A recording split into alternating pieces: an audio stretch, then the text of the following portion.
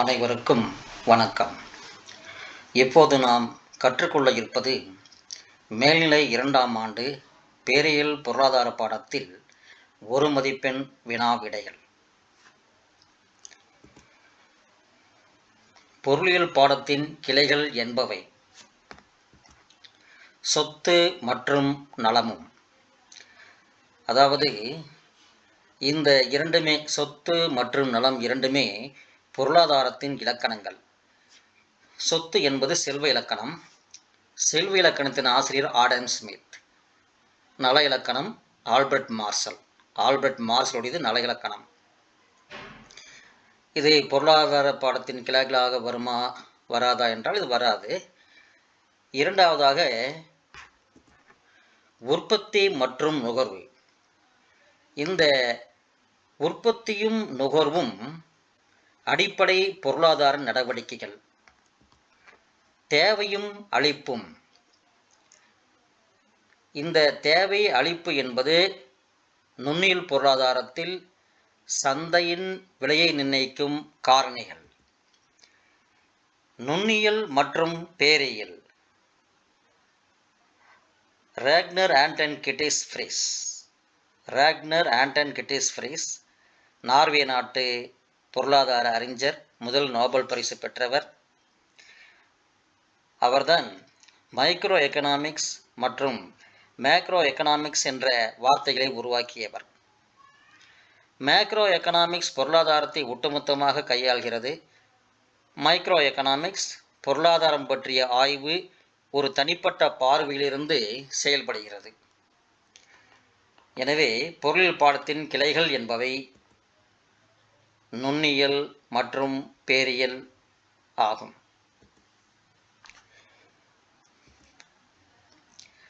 Macro என்ற வார்த்தையை அறிமுகப்படுத்தியவர் யார்? Adam Smith. ஆடம் ஸ்மித் இவர்தான் சப்ளை டிமாண்ட் இந்த பொருளாதார கோட்பாடுகளை மிகவும் பிரபலப்படுத்தியவராவார்.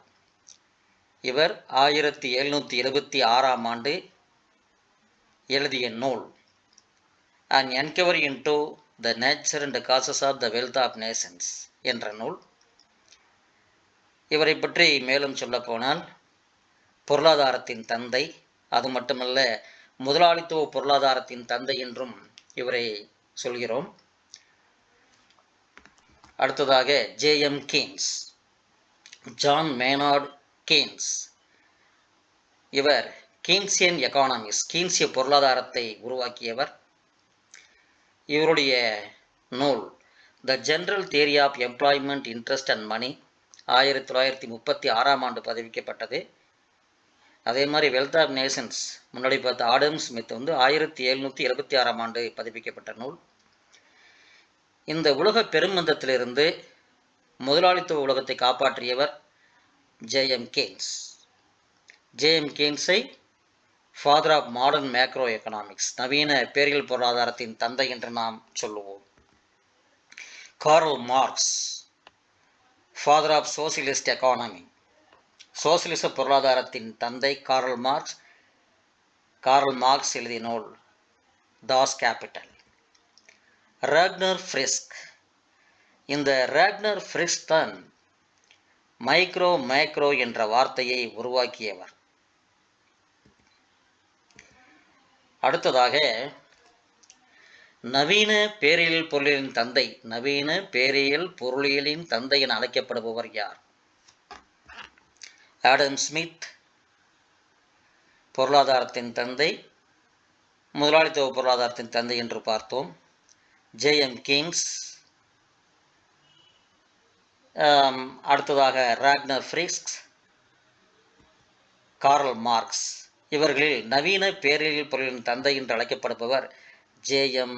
கீன்ஸ். பேரியல் பொருளாதாரத்தின் வேறு பெயர் என்ன? விலை கோட்பாடு. விலை கோட்பாடு பிரைஸ் தியரி, இது நுண்ணின பொருள்களை குறிப்பிடக்கூடியது. வருவாய் கோட்பாடு, அங்காடி கோட்பாடு, நுண்ணியல் கோட்பாடு. பேரியல் பொருளாதாரத்தின் வேறு பெயர் வருவாய் கோட்பாடு. பேரியல் பொருளாதாரம் என்பது பற்றிய படிப்பு தனிநபர்கள், நிறுவனங்கள், நாடு, மொத்தங்கள். தனிநபர்கள், நிறுவனங்கள், நாடு இதெல்லாம் நுண்ணியல் பொருளில் பற்றியது. அதனால் பேரியல் பொருளாதாரம் மொத்தங்கள் பற்றி படிக்கக்கூடிய படிப்பு. ஜே.எம். கீன்ஸின் பங்களிப்பை குறிப்பிடுக. நாடுகளின் செல்வம், மூலதனம், பொதுநிதி. நாடுகளின் செல்வம் தெரியும், ஆடம் ஸ்மித். மூலதனம் கார்ல் மார்க்ஸ். பொதுநிதி டால்டன். பொது கோட்பாடு ஜெனரல் தியரி தான் ஜே.எம். கீன்ஸின் பங்களிப்பு பொருளாதாரத்துக்கு.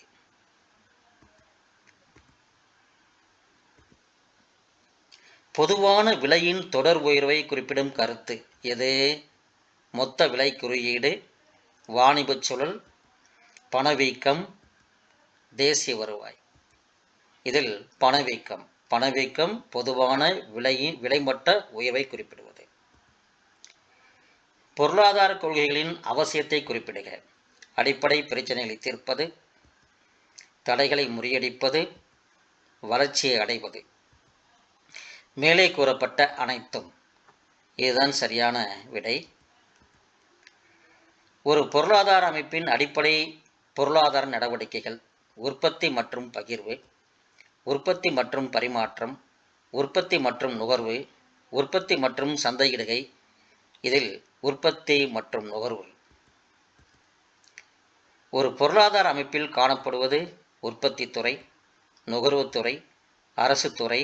மேலே கூறப்பட்ட அனைத்தும் சரியான விடை. எந்த பொருளாதார அமைப்பில் உற்பத்தி உரிமை தனியாருக்கு மட்டுமே உள்ளது? முதலாளித்துவ அமைப்பு, சமத்துவ அமைப்பு, உலகமய அமைப்பு, கலப்பு பொருளாதார அமைப்பு, முதலாளித்துவ அமைப்பு.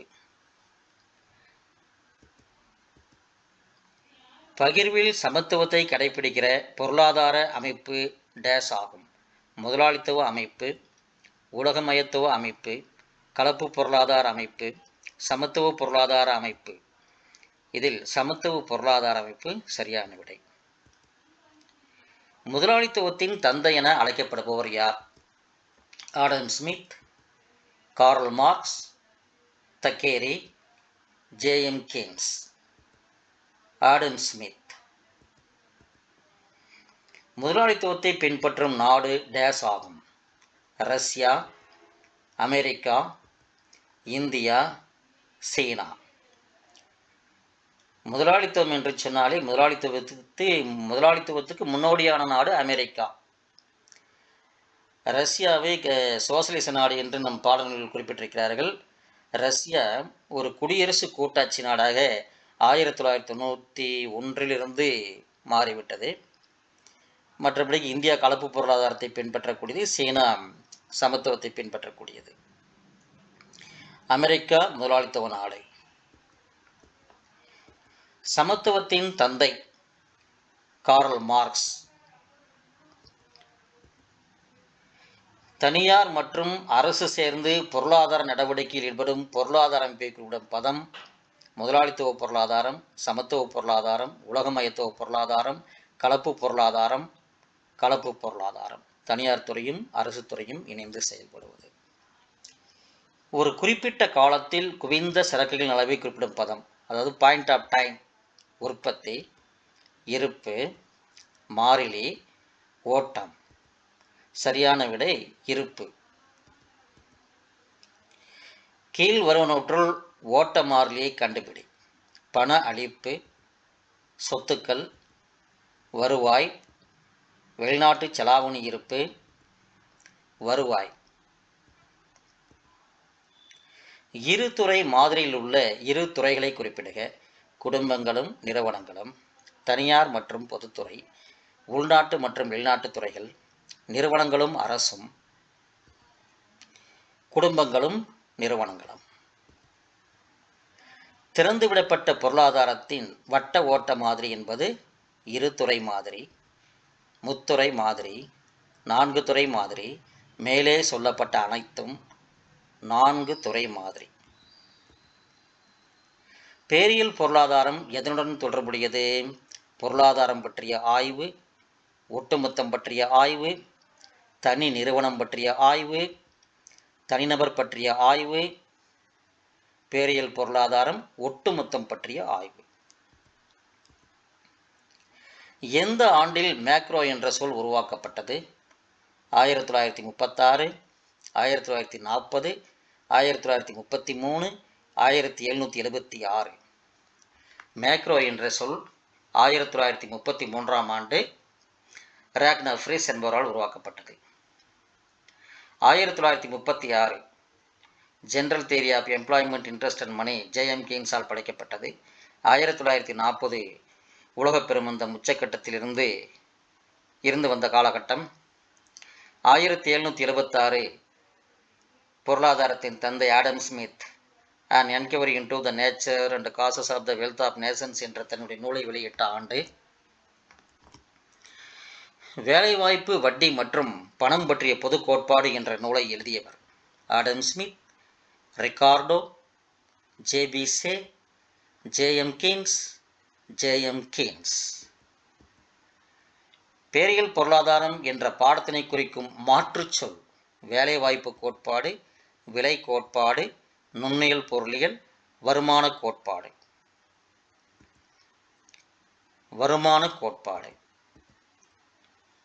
பேரியல் பொருளாதாரத்தின் மையப் பிரச்சினை யாது? வருமானம் மற்றும் வேலைவாய்ப்பு, விலை மற்றும் வெளியீடு, வட்டி மற்றும் பணம், விலை மற்றும் லாபம், வருமானம் மற்றும் வேலைவாய்ப்பு. உலகத்துவம் என்ற பதத்தை உருவாக்கியவர் யார்? குளோபலிசம் என்ற பதத்தை சொல்லி உருவாக்கியவர் யார்? George Stigler, Joseph Stiglitz, Ragnar Frisch, Manfred D Steger. இவர்தான் இந்த உலகத்துவம் என்ற பதத்தை உருவாக்கியவர் மேன்ஃப்ரெட் டி ஸ்டீகர். முதலாளித்துவ பொருளாதாரத்துக்கு மற்றொரு பெயர் என்ன? அங்காடி பொருளாதாரம், லேசிஃபேர் பொருளாதாரம், தடையில்லா பொருளாதாரம், மேற்கான் அனைத்தும். அங்காடி பொருளாதாரம் என்று சொல்லுவார்கள். லேசிஃபேர் அரசாங்கத்தின் தலையீடு, non interference of the government in the economic activities of a country. Laissez faire நம்முடைய பாடநூலில் லத்தீன் மொழி சொல் என்று சொல்லியிருப்பார்கள். ஆனால் லேசிஃபேர் என்பது ஒரு பிரெஞ்சு மொழி சொல் தொடர். அதுதான் லேசிஃபேர். இதில் மேற்கான் அனைத்தும், தடையில்லா பொருளாதாரமும் இந்த முதலாளித்துவ பொருளாதாரம் தான். முதலாளித்துவத்தின் இயல்பை குறிப்பிடுக. ஏற்றத்தாழ்வு இன்மை, திட்டமிட்ட பொருளாதாரம், தனியார் சொத்துரிமை, சரியான பகிர்வு. இதில் ஏற்றத்தாழ்வின்மை, திட்டமிட்ட பொருளாதாரம், சரியான பகிர்வு, இதெல்லாம் சமத்துவ பொருளாதாரம். இங்கே முதலாளித்துவம், தனியார் சொத்துரிமை. உலகத்துவம் என்ற தத்துவம் குறிப்பிடுவது விரிவுபடுத்தப்பட்ட சமத்துவ பொருளாதாரம், விரிவுபடுத்தப்பட்ட முதலாளித்துவம், விரிவுபடுத்தப்பட்ட கலப்பு பொருளாதாரம் எதுவும் இல்லை. எக்ஸ்டெண்டட் கேபிட்டலிசம் என்று சொல்லுவார்கள். விரிவுபடுத்தப்பட்ட முதலாளித்துவம் என்று அழைக்கப்படுவது உலகத்துவம். சமத்துவ பொருளாதாரத்தின் நன்மையை குறிப்பிடுக. அதிக தெரிவுகள், ஆரோக்கியமான போட்டி, சமூக நலன், லாப நோக்கு. சமூக நலன் என்பது இங்கு சரியான விடை. அதிக தெரிவுகள், ஆரோக்கியமான போட்டி, லாப நோக்கம், இந்த மூன்றும் முதலாளித்துவ பொருளாதாரத்தில் காணப்படும் நிலைமைகள். கலப்பு பொருளாதாரத்தின் தீமையை தேர்ந்தெடுக்க. ஒருங்கிணைப்பு இன்மை, திறமையின்மை, விரிவடையும் சமத்துவமின்மை, மேற்காணும் அனைத்தும் சரியான விடை. பேரியல் பொருளாதாரம் உதவுவது பொருளாதார நெருக்கடிகளுக்கு தீர்வு காண, சரியான கொள்கைகளை உருவாக்க, எதிர்காலத்தில் நடப்பவைகளை முன்கணிக்க. மேற்கான் அனைத்தும் சரியான விடை. கலப்பு முறை பொருளாதாரத்தில் எதன் மூலம் தொழிலாளர்கள் நலிவடைந்த பிரிவினரின் ஆர்வங்களை பாதுகாக்கும்? குறைந்தபட்ச கூலிகள் மற்றும் பகிர்வுமுறை சட்டங்கள், நியாய விலைக் கடைகளை ஏற்படுத்துதல் மற்றும் சமூக நல நடவடிக்கைகளை உருவாக்குதல். மேற்கண்ட அனைத்தும் சரியான விடை. பெரும்பாலான பொருளாதார மாதிரிகள் கீழ்க்கண்டவைகளால் அமைக்கப்படுகின்றன: கணிதம், வரைபடங்கள், சமன்பாடுகள். மேற்கூறிய அனைத்தும் சரியான விடை. பொருளாதார மாறிலிகளுக்கு இடையேயான உறவுகளை விளக்க உதவும் மாதிரிகள்: அளிப்பு தேவை மாதிரிகள், வட்ட ஓட்ட மாதிரிகள், ஸ்மித் மாதிரிகள். மேற்கூறிய அனைத்தும் சரியான விடை. 3 துறை மாதிரியில் தேசிய வருமானம் என்பது எவற்றை கூட்டுவதால் அடையலாம்? நுகர்வு செலவு, முதலீட்டு செலவு, அரசின் செலவு. மேற்கூறிய அனைத்தும் சரியான விடை. பின்வரும் கூற்றுகளை கருத்தில் கொள்க. பேரியல் பொருளாதாரத்தின் நவீன வடிவமானது 1936ஆம் ஆண்டு தோன்றியதாகும். இது சரியா என்றால் ஆம், சரிதான். அப்பொழுதுதான் ஜான் மேனார்டு கெய்ன்ஸின் அந்த நூலானது வெளியிடப்பட்டது, ஜெனரல் தியரி. ஜான் மேனார்டு கெய்ன்ஸ் 1936ஆம் ஆண்டு வேலைவாய்ப்பு, வட்டி மற்றும் பணம் பற்றிய பொது கோட்பாடு என்ற நூலை வெளியிட்டார். இரண்டுமே சரியான விடைதான். மேற்கூறியவற்றில் சரியானது எது, எவை? A 1 only, B 2 only, C both 1 and 2, D neither 1 nor 2. C both 1 and 2. இரண்டு கூற்றுகளுமே சரியான கூற்றுகள் தான். வளங்கள் நிறைந்த நாடுகளிலும் வறுமை மற்றும் வேலையின்மை பெரிய பிரச்சனையாக உள்ளது. இது ஒரு பொருளாதார முரண்பாடுகளில் ஒன்றாகும். மேற்கூறியவற்றில் சரியானது எது, எவை? இரண்டுமே சரிதான். பெரும் பணக்கார நாடுகளில் இருக்கக்கூடிய பெரும் பிரச்சனைகள் வறுமையும் வேலையின்மையும் தான். அதுதான் பொருளாதார முரண்பாடு என்று நாம் ஏற்கனவே படித்திருக்கிறோம். உலக மகாமந்த காலத்தில் பொருள்கள் விற்பனையின்றி தேங்குதல் மற்றும் உழைப்பாளர்கள் வேலையில்லாமல் நிலவிலிருந்து மீளும் விளக்கத்தை கெய்ன்ஸ் வழங்கினார். எனவே கெய்ன்ஸை நவீன பொருளாதாரத்தின் தந்தை என்பர். இது இரண்டு கூற்றுகளுமே ஒத்துப்போகக்கூடியதுதான். எனவே இரண்டுமே சரியான விளக்கம்தான். போத் 1 and 2 சரியான விடை. முதலாளித்துவ பொருளாதார அமைப்பின் இதயம் விலை இயங்குமுறை, பிரைஸ் மெக்கானிசம். அனைத்து பொருளாதார நடவடிக்கைகளும் விலை இயங்குமுறை, தேவை மற்றும் அளிப்பு அங்காடி சக்திகளால் கட்டுப்படுத்தப்படுவதில்லை. மேற்கூறியவற்றில் சரியானது எது? ஒன்று மட்டும்தான். எப்படின்னு சொன்னோம்னா, இரண்டாவதாக இருக்கக்கூடிய அனைத்து பொருளாதார நடவடிக்கைகளும் விலை இயங்குமுறை, தேவை மற்றும் அளிப்பு அங்காடி சக்திகளால் இங்கு கட்டுப்படுத்தப்படுவதில்லை என்று கொடுக்கப்பட்டிருக்கிறது. ஆனால் அளிப்பு மற்றும் அங்காடி தேவையை மற்றும் அளிப்பு அங்காடி சக்திகளால் கட்டுப்படுத்தப்படுகிறது. எனவே ஒன்று மட்டும்தான் சரியான விடை. பட்டியல் 1 பட்டியல் 2 பொருத்துக. Ragnar Frisch. நாம் நேரடியாக அப்படியே ஆன்சரை பார்த்தலாம். ராக்னர் ஃப்ரிஸ் இவர் மைக்ரோ அண்டு மேக்ரோ இந்த டேர்ம்ஸை உருவாக்கினவர். ஜான் மேனார்டு கெய்ன்ஸ் வேலைவாய்ப்பு, வட்டி மற்றும் பணம் பற்றிய பொது கோட்பாட்டை எழுதியவர். மேன்ஃப்ரெட் டி ஸ்டிகர் இவர் உலகத்துவம் என்ற கருத்தை உருவாக்கியவர். லாசிஃபர் தடையில்லா பொருளாதாரம். பட்டியல் 1 பட்டியல் 2 பொறுத்துக. இதை கூட நாம் நேரடியாக அப்படியே ஆன்சர் பண்ணிடலாம். கெய்ன்ஸ் நவீன பேரியல் பொருளாதாரத்தின் தந்தை. மேன்ஃப்ரெட் ஸ்டிகர் உலகத்துவம் ஏற்கனவே பார்த்துருக்கிறோம். ஆடம் ஸ்மித் முதலாளித்துவத்தின் தந்தை. கார்ல் மார்க்ஸ் சமத்துவத்தின் தந்தை. இது உங்களுக்கு பயனுள்ளதாக இருக்கும் என்று நினைக்கிறேன். மீண்டும் சந்திப்போம். நன்றி, வணக்கம்.